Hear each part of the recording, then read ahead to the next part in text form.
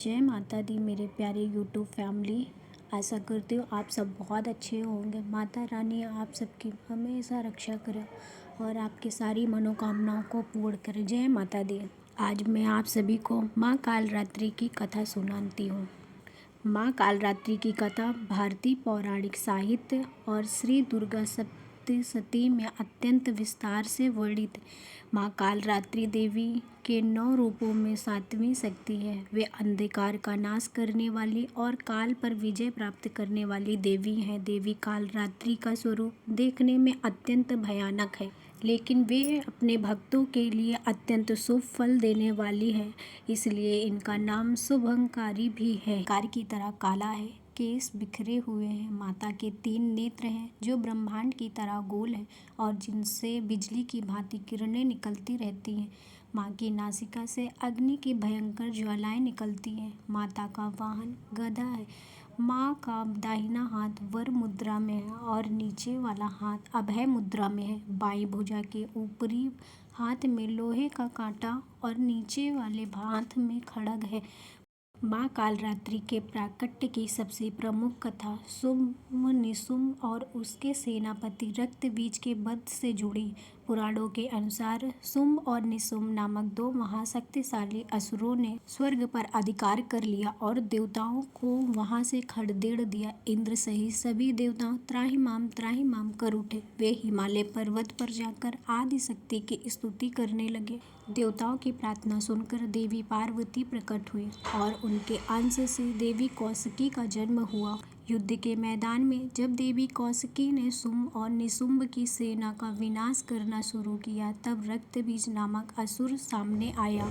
रक्तबीज को एक विशेष वरदान प्राप्त था। उसके शरीर से खून की एक भी बूंद अगर जमीन पर गिरती तो वो उस बूंद से ठीक वैसा ही शक्तिशाली दूसरा रक्तबीज उत्पन्न हो जाता।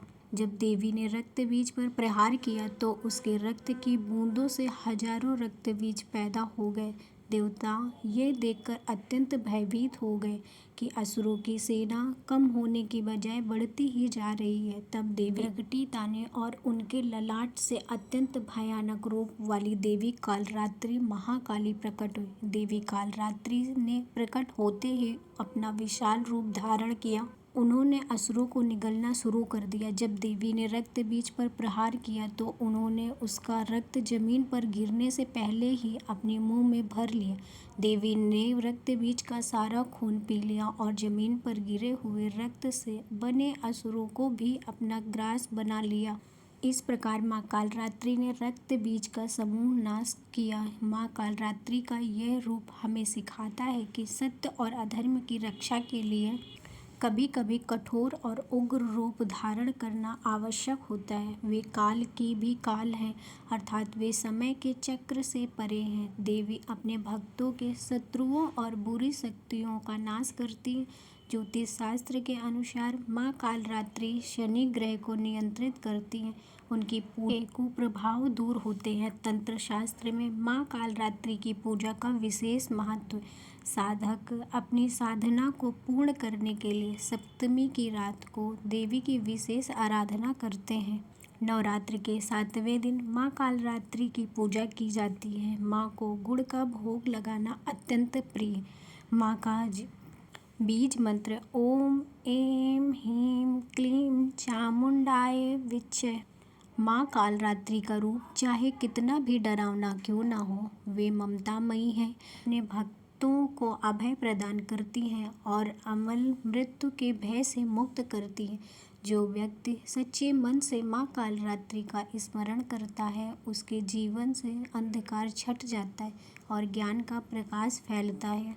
काली माता के विभिन्न रूप। दक्षिण काली, जो शिव की छाती पर दायां पैर रखकर खड़ी है, वे गृहस्थों के लिए सौम्य मानी जाती हैं। शमशान काली, जो केवल शमशान में निवास करती हैं और तांत्रिक साधनाओं का मुख्य केंद्र है।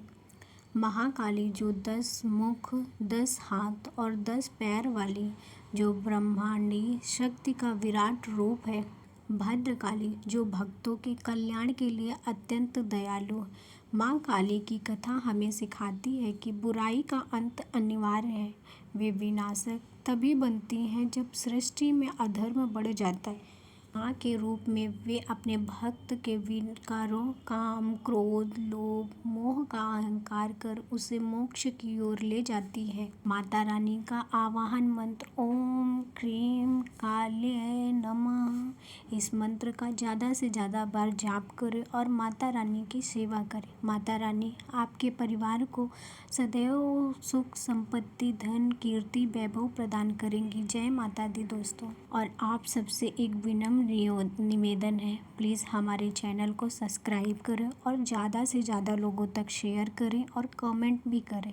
धन्यवाद। माता रानी आप सभी की सदैव रक्षा करें।